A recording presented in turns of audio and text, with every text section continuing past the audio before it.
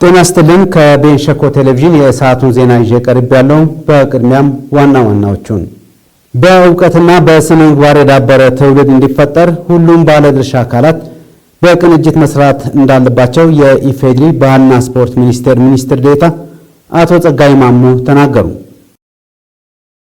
ካልሙ ፕሮጀክት ባለፉት 5 ዓመታት በክልሉ ከ1 ቢሊዮን ብር በሚበልጥ በጀት የክልሉን ሕዝብ ተጠቃሚ የሚያደርጉ የተለያዩ የልማት ተግባራትን ማከናወኑን የደቡብ ምዕራብ ኢትዮጵያ ሕዝቦች ክልል ፋይናንስ ቢሮ ገለጸ። ስልጠናው የሙያ ክህሎታቸውንና አቅማቸውን በማጎልበት ለቀጣይ ስራቸው ጠንካራ መሰረት እንደሚሆናቸው ሰልጣኞች ተናገሩ። የሚሉ የዕለቱ ዋና ዜናዎች ናቸው። ወደ ዝርዝሩ አመራለሁ።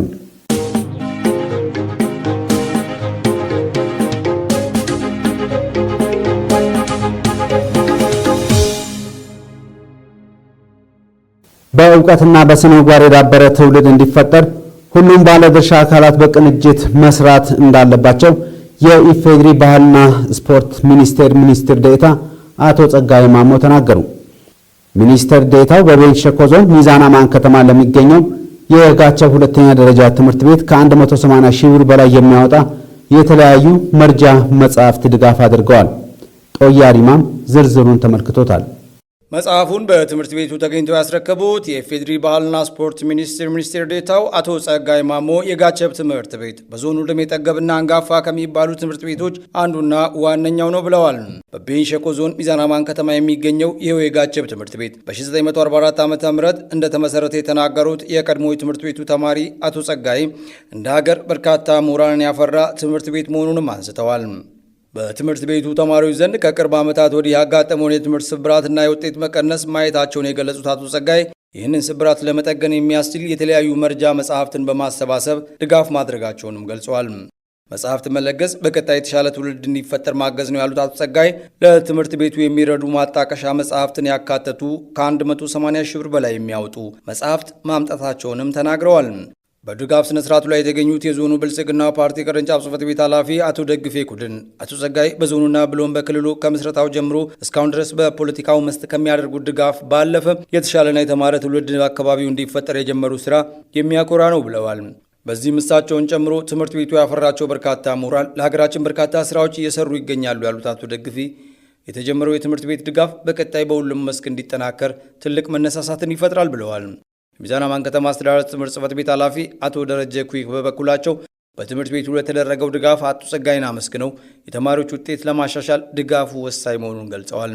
በከተማ አስተዳደሩ ከሚገኙ 4 የሁለተኛ ደረጃ ትምህርት ቤቶች መካከልም አንዱ የጋቸብ ትምህርት ቤት ነው ያሉት አቶ ደረጀ በቀጣይ በአገር አቀፍ ደረጃ ውጤታማ ተማሪዎችን ለማፍራት መሰል የትምህርት መርጃ መጽሐፍትን በተገቢው ማደራጀት መና መደገፍ ወሳኝ መሆኑንም ገልጸዋል። በድጋፍ ስነ ስርዓቱ ላይ የተለያዩ መንግስት የሥራ ኃላፊዎች፣ ባለሀብቶችና የአካባቢው ነዋሪዎችም ተገኝተዋል። ካልሙ ፕሮጀክት ባለፉት 5 ዓመታት በክልሉ ከ1 ቢሊዮን በሚበልጥ በጀት የክልሉን ሕዝብ ተጠቃሚ የሚያደርጉ የልማት ተግባራትን ማከናወኑን የደቡብ ምዕራብ ኢትዮጵያ ሕዝቦች ክልል ፋይናንስ ቢሮ ገለጸ።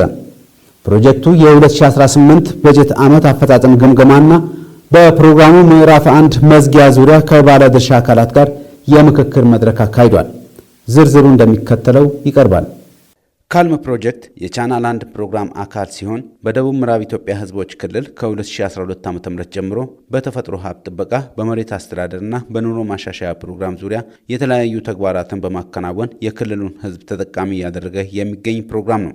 ፕሮጀክቱ የ2018 በጀት ዓመት አፈጻጸም ግምገማና በፕሮግራሙ ምዕራፍ 1 መዝጊያ ዙሪያ ከባለድርሻ አካላት ጋር የምክክር መድረክ አካሂዷል። ፕሮጀክቱ ባለፉት 5 ዓመታት ከ1 ቢሊዮን በላይ በሆነ በጀት በ40 ወረዳዎች በተፋሰስ ስራ እንደዚሁም በ21 ወረዳዎች ደግሞ በመሬት አስተዳደር ዙሪያ ሲሰራ መቆየቱን የክልሉ ፋይናንስ ቢሮ ምክትል ኃላፊ አቶ ሚሊዮን አለሙ ገልጸዋል።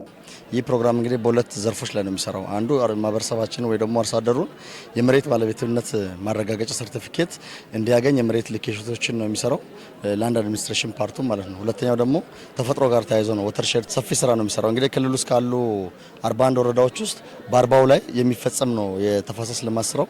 የመሬት ልኬቱ 21 ወረዳ ላይ ነው የሚሰራውና ዛሬ ሁለት ዓላማ ይዘን ነው ይህ ፕሮግራም ላለፉት ክልሉ ከተደራጀበት ጊዜ ጀምሮ ሲያገለግል ሲሰራ ቆይቷል።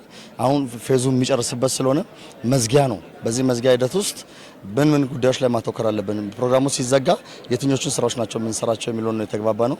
እዛው ሳለ ደግሞ እስካሁን የመጣንበት 9 ወር አፈጻጸም ግምገማ ነው የገመገምነውና የዚህ 9 ወር አፈጻጸም ግምገማ ከአመቱ አንጻር ሲሰላ 68% ላይ ነው። በክልሉ ፋይናንስ ቢሮ የቻናል 1 ፕሮግራም አስተባባሪ አቶ ጌታሁን ታደሰ በበኩላቸው በመድረኩ ካልም ፕሮጀክት ከሰራቸው 2 የትኩረት መስኮች የፊዚካልና የፋይናንሻል ስራዎች ጥንካሬና ጉድለቶች ላይ ውይይት መደረጉን ተናግረዋል። በ40 ወረዳዎች ላይ የነበሩ የፊዚካልና ፋይናንሻል ስራዎች ምንድነው የሚመስለው፣ ምንድነው ጥንካሬዎቻችን፣ ምንድነው ጉድለቶቻችን የሚለው ጥር ተብሎ ተለይቶ ተገምግሟል። ስለዚህ እዚህ ውስጥ በጣም በስፋት በተግባር ሂደት ያከናወናቸው ምርጥ የሚባሉ ስራዎች አሉ። ሁለተኛ ደግሞ በመሬት ልኬት ዘርፉ ደግሞ አርሶ አደሩን ባለቤትነት የማረጋገጥና ተጠቃሚነቱን አርሶ አደሩ በመሬቱ በሰርቲፊኬቱ መበደር የሚችልበት እድል ሁሉ ተፈጥሯል። ይሄን የፈጠረው የካልም ፕሮግራም ነው። ስለዚህ ይሄንን የፊዚካልና ፋይናንሻል ስራውን በተመሳሳይ አብሮ ተቀራራቢ ሆኖ እንዲሄድ ዛሬ ይሄ መድረክ ተከናውኗል። በክልሉ ግብርና ቢሮ የካልም ፕሮግራም ባለሙያ አቶ ወንድሙ አቡዬ በክልሉ የተፈጥሮ ሀብት ጥበቃ ስራ ከተከናወነባቸው 200 ተፋሰሶች 199ኙ በዓለም ባንክ እውቅና ማግኘታቸውን አመላክተዋል። በ40 ወረዳዎች በ6ቱም ዞን ኦልሞስት ወደ 195 ቀበሌዎች ላይ ፕራክቲካል ነው ማለት ነው።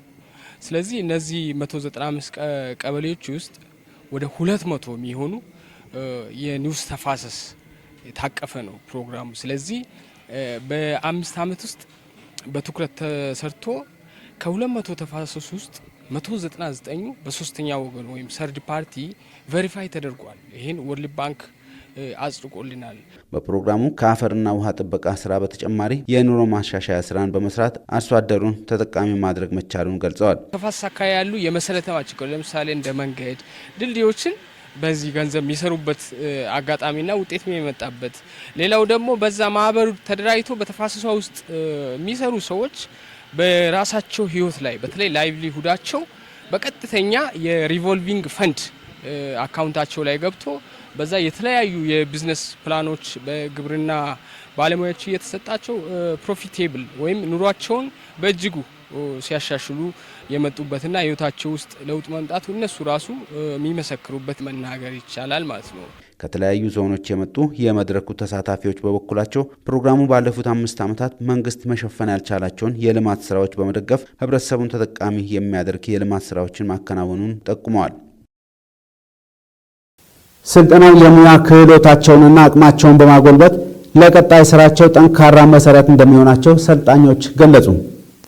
ለቤን ሸኮ ቴሌቪዥን ባለሙያዎች የተዘጋጀው ስልጠና የሚዲያ ስራን በብቃትና በሙያዊ ስነ ምግባር ለማከናወን ያለመ መሆኑ ተመላክቷል። የበየነ ወርቁ ዘገባ እንደሚከተለው ይቀርባል። ለቤንች ሸኮ ቴሌቪዥን ጋዜጠኞች፣ የቴክኒክ ባለሙያዎችና ካሜራማኖች የተሰጠው የሙያ ማሻሻያ ስልጠና ጋዜጠኞች የሙያ ስነ ምግባርን ጠብቀው ጥራት ያለው ዜናና ፕሮግራም እንዲያዘጋጁ ከፍተኛ አስተዋጽኦ እንዳለው የቤንች ሸኮ ዞን አስተዳደር ልዩ አማካሪ አቶ አሰፋ ፋይኒኮምስ ገለጹ። አቶ አሰፋ በስልጠናው የምዝጊያ መርሃ ግብር ላይ እንደገለጹት ስልጠናው በሚዲያው ዘርፍ የሚሰሩ ባለሙያዎች ሙያዊ ብቃታቸውን እንዲያሳድጉና ህብረተሰቡን በታማኝነት እንዲያገለግሉ የሚያስችል ነው ብለዋል። በወሰዳችሁ ስልጠና ታግታችሁ ህብረተሰቡን ለማገልገል አደራ ነው የተቀበላችሁትና አሁን ዶክተር ለናንተ የሰጠውን አደራ እንግዲህ በትምህርታቸውም ያው አንዳንድ ነገሮችም የወሰዳችሁት ይመስለኛልና ይሄንን አደራ ሳትበሉ ለህብረተሰብ ሳትናፍቁ ስነ ምግባራቸውን ጠብቃችሁ ይሄን ህዝብ ለማገልገል ህዝባችን አለቃችን ነው ብላችሁ እንድታገለግሉ በዞኑ ስም አደራ ለመስጠት ወዳለው። የቤንች ሸኮ ቴሌቪዥን ስራ አስኪያጅ አቶ ዮሐንስ አሰፋ በበኩላቸው ስልጠናው የሚዲያ ስራን በጥራት ለማከናወን የባለሙያዎችን እውቀትና ክህሎት ለማሳደግ እንዲሁም ተደማጭነትና ተወዳዳሪነት ያለው ሚዲያ ለመገንባት ያስችላል ብለዋል። ሚዲያው ከሌሎች ትልልቅ ሚዲያዎች ከአቻ ሚዲያዎቹ እኩል ተወዳዳሪ ሆኖ በማህበረሰብ ውስጥ ተደማጭነቱን ይዞ ለመቆየት አሁን የጀመርናቸው ጉዳዮች ላይ ትኩረት ማድረግ አለብን ማለት ነው። የመጀመሪያው የጋዜጠኝነት ስነ ምግባርና የጋዜጠኝነት የስነ ምግባር ደንቦችን ማክበር መቻል አለብን። ሲቀጥል ደግሞ የምንሰራቸውን ዶክመንተሪዎች፣ ፕሮግራሞች፣ ዜናዎቻችንን ሪሰርች ተኮር ማድረግ መቻል አለብን። ተገልጋይ ተኮር ማድረግ መቻል አለብን። የሰለጠነውም ስልጠና ደግሞ ይህንን ለማዘጋጀት ጥሩ አቅም እንደፈጠረልን ተስፋ ስለማድረግ በስልጠናው የተሳተፉ ጋዜጠኛ ጦያ ሪማም፣ ብርቱካን ቡችርና ካሜራማን ሽመልስ ስንታየው በበኩላቸው ስልጠናው የሙያ ክህሎታቸውንና አቅማቸውን እንዳጎለበተ እንዲሁም ለቀጣይ ስራቸው ውጤታማ አፈጻጸም መሰረት እንደሚሆን ተናግረዋል። 2 ቀናት የተሰጠን ስልጠና በጣም ለስራችን የሚያግዝ የሙያ ስነ ምግባርን በሚመለከት የዜናና ፕሮግራም ዝግጅትን በሚመለከት አጠቃላይ ዶክመንተሪ ምጣኔና ዝግጅትን በሚመለከት ያው በቂ ግንዛቤ አግኝተናል። ስልጠናው ስራችን ላይ ትልቅ አስተዋጽኦ አለው። አጋዥም ሊሆን ይችላል።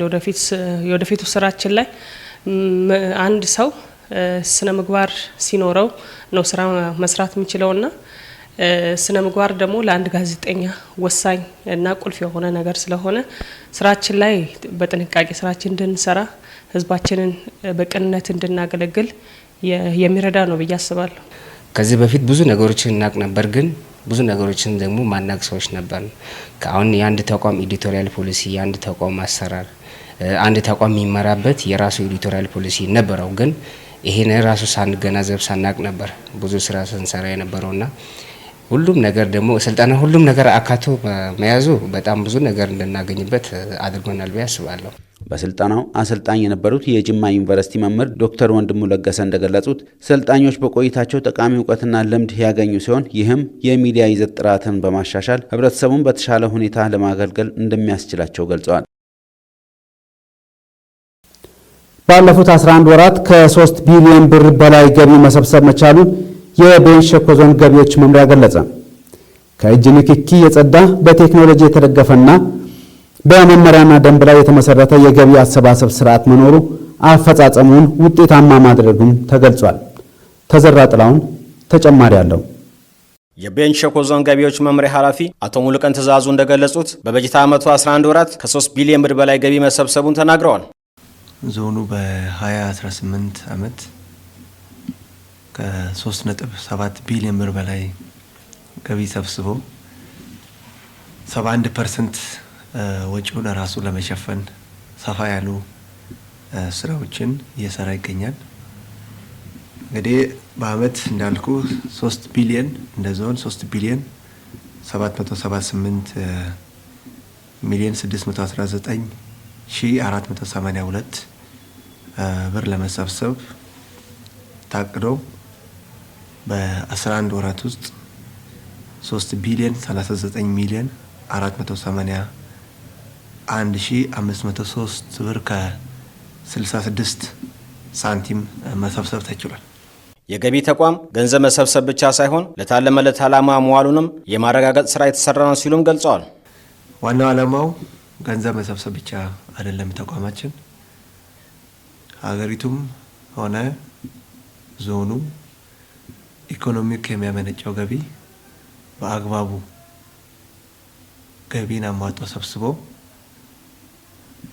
ለህዝብ ለመንግስትና ለፓርቲ የልማት ጥያቄና የመልካም አስተዳደር እንዲሁም የፖለቲካ ጥያቄ ምላሽ ለመስጠት በተገቢው ገቢን አሟጦ መሰብሰብ ያስፈልጋል።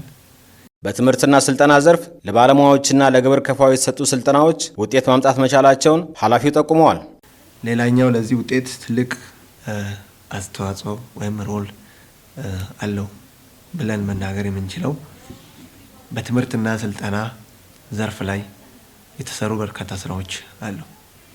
እንግዲህ የታክስ ትምህርትና ስልጠና ያው የሶፍትዌሩን ስራ የሚሰራ ማለት ነው። እዛ ላይ ሰፊ የሆኑ ስራዎች ሰርተናል። ይህ ስራ የግብር ከፋዩን አእምሮ ይቀይራል።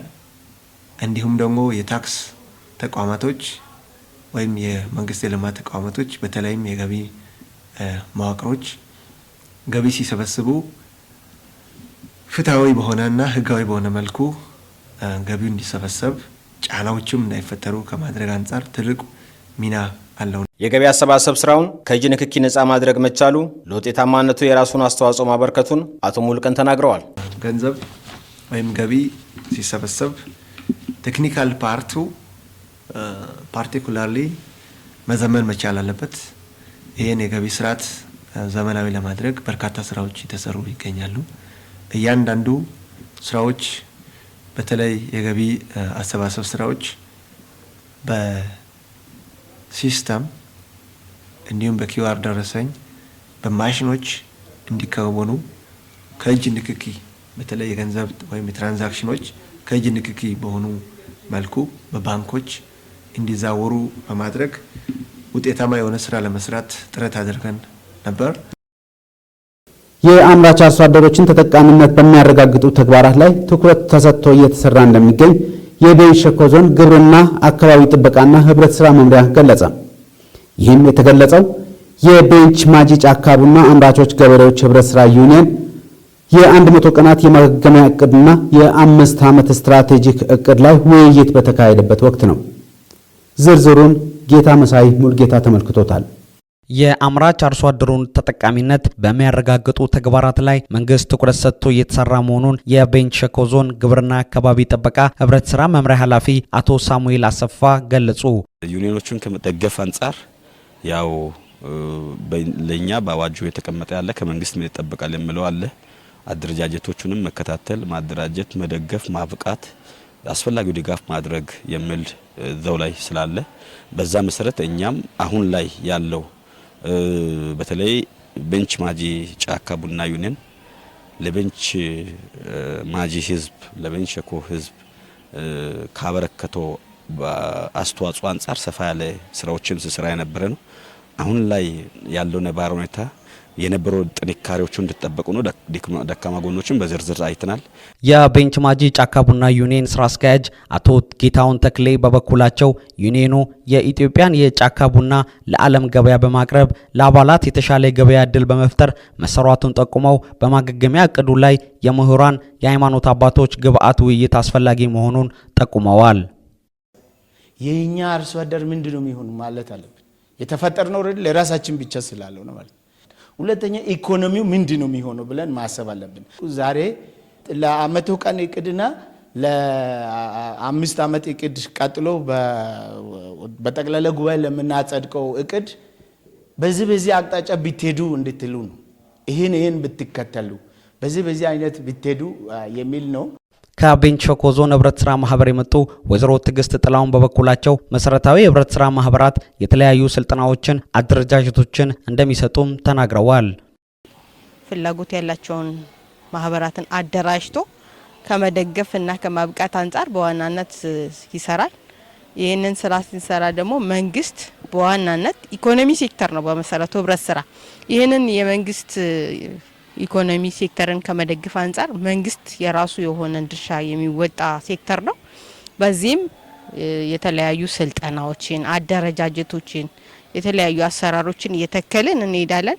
እነዚህ መሰረታዊ ማህበራት ደግሞ ተደራጅተው ዩኒየን ይመሰርታሉ። በዋናነት ዩኒየኑ ጋር የሚሰሩት አካባቢን የሚለውጡ እና ምርትና ምርታማነትን ተቀብሎ ዩኒየኑ አሁን እየሰራ ካለበት የተሻለ ህብረት ስራ ማህበራትን ይዞ የተሻለ ምርት እያቀረበ እንዲሄድ የራሱ የሆነ ድርሻ አለው። ዩኒየኑ በዞኑ ከዚህ በፊት በርካታ የልማት ስራዎችን እየሰራ መቆየቱን ግብአት ከውጭ በማምጣት ለአርሶ አደሮች በተመጣጣኝ ዋጋ እንደሚያከፋፍል የተናገሩት አቶ ባንኩ የሩስና አቶ በየነ ደመሴ መንግስት የህግ አካላት ድጋፍ እንዲያደርጉም አክለው ጠይቀዋል። የዩኒየኑ ለአርሶ አደር ብቻ ሳይሆን ለዞኑ ወሳኝ ናቸው። ምክንያቱ ከአውሮፓ ህብረት ቡና ገዢዎች ወደዚህ መጥቶ እዚህ በሚሆንበት ሰዓት ሆቴል በሚያድበት ሰዓት የመንግስትም የባለ ሀብትም በጣም ገቢ ያደርግ ነበረ። አካባቢም ያስታውቅ ነበረ። የዚህ ያየ ሰው ሄደው አውሮፓ ላይ ቤንች ማጂ ቡና ብሎም እዚህ አካባቢ የማስታወቅ ስራ ይሰራ ነበረና ዩኒየኑ በጣም ከባድ ስራ ይሰራ የነበረ ስለሆነ አሁን ያጋጠመው ችግሩን መልሶ ወደ ስራ እንዲገባ ከመንግስት የሚጠበቀው አለ፣ ከህግ አካላት የሚጠበቀው አለ፣ ከዩኒየን የራሱ የሚጠበቀው አለ፣ ከዩኒየን አባላትም የሚጠበቁ ነገሮች አሉና ዩኒየኑ ፌር ትሬድ ኦርጋኒክ RFA ቡናን በፕሪሚየም ለመሸጥ የሚያስችሉ ሰርቲፊኬቶች ባለቤት በመሆኑ ለ6 ዓመታት ኢትዮጵያን በመወከል የፌር ትሬድ አፍሪካ የቦርድ አባል መሆን መቻሉን በውይይቱ ላይ ተገልጿል። በሚዛን አማን ከተማ አልፎ አልፎ የሚከሰቱ ስርቆትና ንጥቂያ ወንጀሎችን ለመከላከል ማህበረሰቡ ከፖሊስ ጋር በመቀናጀት የበኩሉን ሚና ሊወጣ እንደሚገባ የከተማ አስተዳደሩ ፖሊስ አሳሰበ። በከተማዋ በተለያዩ መንደሮች ላይ የነበረውን የማህበረሰብ አቀፍ ወንጀል መከላከል ሮንድ ስራዎችን በአዲስ መልክ በማደራጀት የሚፈጸሙ ወንጀሎችን ለመከላከል በትኩረት እየተሰራ መሆኑን ተገልጿል። ጦያዲማም ዝርዝሩን ያቀርበዋል። የሚዛን አማን ከተማ አስተዳደር ፖሊስ ጽሕፈት ቤት ኃላፊ ኮማንደር ምናሉ ታደሰ እንደተናገሩት በክልሉ ከሚገኙ ብዝሃ ከተሞች መካከል አንዷ የሚዛን አማን ከተማ ናት ነው ያሉት። ከተማዋ ከጊዜ ወደ ጊዜም ፈጣን የሆነ እድገትና ለውጥ በማሳየት ላይ መሆኗንም አንስተዋል። ከተማችን ሚዛን አማን ከጊዜ ወደ ጊዜ በፈጣን የኢኮኖሚ እድገት ላይ የምትገኝ ከተማ ነች። ከሱ ጋር ተያይዘው የኢኮኖሚ እድገቱን ሊያፋጥን የሚችል በዋናነት የሰላምና የደህንነት ስራችንን ለመስራት እንደ ከተማ ፖሊስ በቅድመ ወንጀል መከላከል ስራ በርካታ ስራዎችን የሰራን የቆየንበት ሁኔታ ነው ያለው። በተለይም በ2018 የበጀት ዓመት በማህበረሰብ አቀፍ ወንጀል መከላከል በማህበረሰብ አቀፍ የሮንድ ቅኝት ስራ በርካታ ህዝብን ሞቢላይዝ የማድረግ የማስተባበር ስራዎችን ሰርተናል። ከሱ ጋር ተያይዘው በርካታ ውጤት ማስመዝገብ የቻልንበት ጊዜ ነው ማለት ይቻላል። በዚህም በከተማዋ እየመጣ ያለውን ፈጣን እድገት ተከትሎ የሚፈጸሙ ወንጀሎችን ለመከላከልና ያለውን ሰላምና ጸጥታ ይበልጥ ለማስጠበቅ የከተማው ፖሊስ ከፍተኛ ስራ እየሰራ መሆኑንም ገልጸዋል። ማህበረሰብ አቀፍ ወንጀል መከላከል የሮንድ ስራ ማህበረሰቡ ጠብቀኝ ልጠብቅ በሚል ጎረቤታማዎች በአንድ መንደር ላይ የሚኖሩ ማህበረሰብ በተለይም በሌሊት የሚፈጸሙ የወንጀል ድርጊቶችን የቤት ሰብረው ስርቆትና ንጥቂያ የመሳሰሉትን ወንጀሎች እርስ በርስ በመጠባበቅ የተዘናጋ ጎረቤት ካለ እሱን በማንቃት ራሳቸውን ከወንጀል ስጋትና ሰለባ ከመሆን እንዲጠበቁ የሚያደርግ ዋነኛ ቅድመ ወንጀል መከላከል መሳሪያችን ከመሆኑ ጋር ተያይዘው ማህበረሰባችንን በማነቃነቅ የሰራነው ስራ ትልቅ ውጤትን አምጥቷል። በከተማዋ ባለፉት ወራትም አልፎ አልፎ ሲፈጸሙ የነበሩ የተለያዩ ወንጀል ድርጊቶችን ለመከላከል በከተማዋ በሚገኙ ከ134 በላይ መንደሮች ከዚህ ቀደም የነበረውን የማህበረሰብ አቀፍ ወንጀል መከላከል ሮንድ ተግባር በአዲስ መልክ በማደራጀት ወደ ስራ ለማስገባት በትኩረት የተሰራ እንዳለም ገልጸዋል። ከተማችን በ134 መንደር በ14 ቀጠናና በ4 ቀበሌዎች የተዋቀረ ነው። በጣም ሰፋፊ ቀጠናዎችና ቀበሌዎች ያሉት ከተማ ከመሆኑ ጋር ተያይዞ የህዝብ ቁጥሩም በጣም ከፍተኛ ነው የሆነው። በተለይም አልፎ አልፎ በአንዳንድ መንደሮች ላይ አሁን የወንጀል ምልክቶች የቤት ሰብረው ስርቆቶች ይታያሉ። እነኚህ የመጡበት አግባብ ሮንዱ የተቀዘቀዘባቸው መንደሮች ላይ ማህበረሰቡ ወደኋላ ያለባቸው መንደሮች ላይ አሁን ክረምት የገባ ከመሆኑ ጋር ተያይዘው የዝናብ ወቅት ከመሆኑ ጋር ተያይዘው ለማህበረሰቡ የሮንድ ጥበቃ ቻሌንጅ በሚሆንበት ጊዜ ላይ የተፈጠሩ ያሉ የወንጀል የስርቆት ወንጀሎች የንጥቂያ ወንጀሎች እንዳሉ እናያለን። እነኚህን ተከታትለን በማስረጃና በመረጃ ከነ ኤግዚቢቱ ጭምር ተጠርጣሪዎችን የያዘ ይዘን ለህግ ያቀረቡን በህግ ያስጠይቅን ያለንበት ሁኔታ ስላለው እሱን አጠናክረን እንቀጥላለን። በተለይ የከተማው ነዋሪዎች አሁን ላይ በእጃቸው ያለውን ሰላምና ፈጣን እድገት ይበልጥ እንዲጠናከር ከፖሊስ ጋር በመቀናጀት የበኩላቸውን አስተዋጽኦ እንዲያበረክቱም ጠይቀዋል። ወንጀል መከላከል ስራ እንግዲህ የፖሊስ ተግባር ብቻ አይደለም፣ የሁሉም ማህበረሰብ ነው። የወንጀል መከላከል እሳቤው ተቀይሯል። ማህበረሰብ አቀፍ ስለሆነ ማህበረሰቡን ያላቀፈ የወንጀል መከላከል ስራ ውጤት ሊያመጣ አይችልም። ስለዚህ ህብረተሰባችን እየሰጡን ያለው ጥቆማ በጣም ከፍተኛ ነው። ገዛ ያደረጉን ያለው ነገር ቀላል የሚባል አይደለም። የወንጀል ስፍራዎችንም አካባቢዎችንም ጭምር እዚህ አካባቢ እንዲያ ነገር አለ የሚል ጥቆማና መረጃ ይደርሰናል። እኛም በደረሰንና በምንሰማው እንዲሁም በራሳችን መረጃ በምንሰራው ስራ በርካታ ወንጀለኞችን ተጠያቂ ማድረግ ስራ እየሰራን ስለሆነ እሱን አጠናክረን በመቀጠል የሚዛን አማን ከተማን ሰላምና ደህንነት በመረጋገጥ ልማታ እንዲፈጠን የማህበረሰቡና የዜጎች ህይወት የሰላምና ደህንነት ተጠብቆ ፍጹም ሰላማዊ የሆነ አካባቢ ለመፍጠር የጀመርነውን ስራ አጠናክረን እንቀጥላለን። ተመልካቾቻችን ከቤንሸኮ ቴሌቪዥን ወደ እናንተ ሲደርሱ የነበሩ ዜናዎች እነዚህ ነበሩ። ዜናዎችን ወደ እናንተ ሳደርስ የነበርኩ ሰለሞን ፈጠነ ነበርኩኝ። ጤና ይስጥልኝ።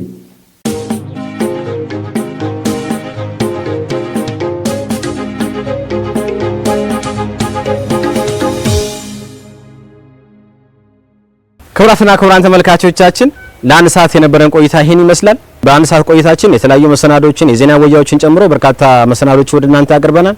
እንዲሁም ለአፍታ ቆይታ የሚሆኑ የተለያዩ ሙዚቃዎችንም ወደ እናንተ ስናደርስ ነው የቆየ ነው። የዛሬ መሰናዳችን ይሄን ይመስላል። ፕሮግራሙን በመምራትና በማስተዋወቅ ነው የተዘራ ጥላሁን ከካሜራ ባለሙያ ማቴዎስ ዘለቀ እንዲሁም ከመላው ስቱዲዮ ባለሙያዎች ጋር በመሆን አብረናችሁ ቆይታ አድርገናል። ሳምንት በሌላ መሰናዶ እስከምንገናኝ ሰላም።